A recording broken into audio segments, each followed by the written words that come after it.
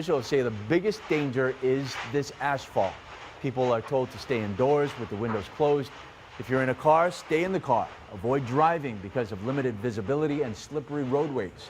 Protect your water catchment systems beforehand and check to make sure before drinking it if the ashfall event does occur. Geologists say a stronger blast is possible as lava interacts with the groundwater. The Federal Aviation Administration says planes are not allowed to enter the airspace below 30,000 feet for a 5-mile radius around the crater. But yesterday's event did not impact airports in Hilo or Kona. And Hawaii Volcanoes National Park, that remains closed. It's been off limits since May 11th as a precaution in case another eruption does occur.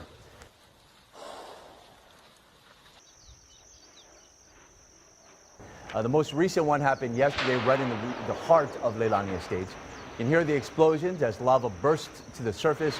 This one broke out on Makamai Street.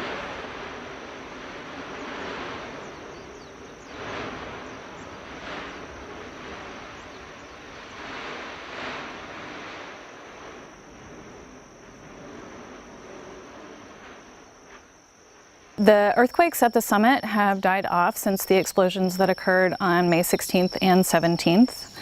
And we do have some new radar imagery that's showing us that the overlook crater significantly enlarged after the last two explosions. And also there's a down-drop of the crater wall of Hale Ma'o on the southeast side. And in the lower East Rift Zone, there are two new fissures that have opened up, fissures 21 and 22. And there's some lava flows issuing from them. And also there are still very loud sounds and very loud booming sounds and some lava still erupting from fissure 17. That's the update for today. Yesterday morning, it sent up an ash plume that went 30,000 feet into the air. Wind blew much of that ash away from the population centers.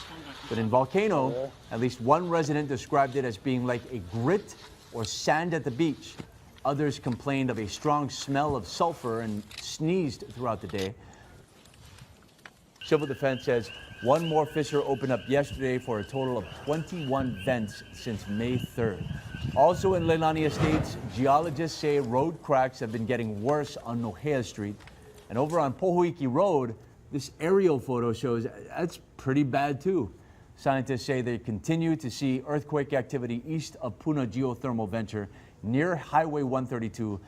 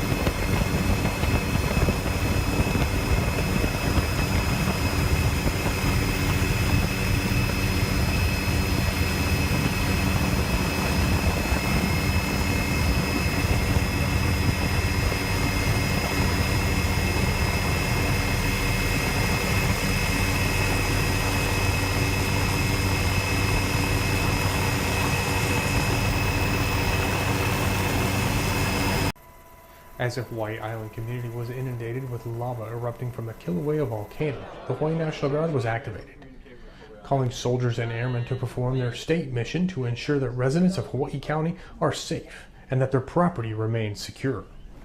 Task Force Hawaii has been established by the Hawaii National Guard. It's composed of airmen and soldiers from the Army and the Air National Guard. And what we do in Task Force Hawaii is we mission command or command and control the organizational assets and resources that are here on island and the Big Island in response to assistance as requested by the County of Hawaii. So what we've done is we've established several teams that are working with the first responders on the Big Island. One team is the aviation element. They're working with the Hawaii Fire Department and their aviation element to provide that support as needed. We have two teams on the ground that's composed of our security team that go out to the neighborhoods in response to requests from Hawaii County Police Department in regards to presence patrols. And then we have traffic control points and checkpoints to control the flow in and out of the affected area. The security teams provided 24-hour support of communities at specific checkpoints. Our typical shift is we man a post. We have about 5 posts set up. We make sure no one is allowed in or out. If people is allowed in, we let them know what the status is on the inside. Command and control was provided at a joint emergency operations center where the ever-evolving conditions on the ground changed as new volcanic fissures opened each day. When it first developed, the Hawaii National Guard Joint Operations Center stood up a very small initial response.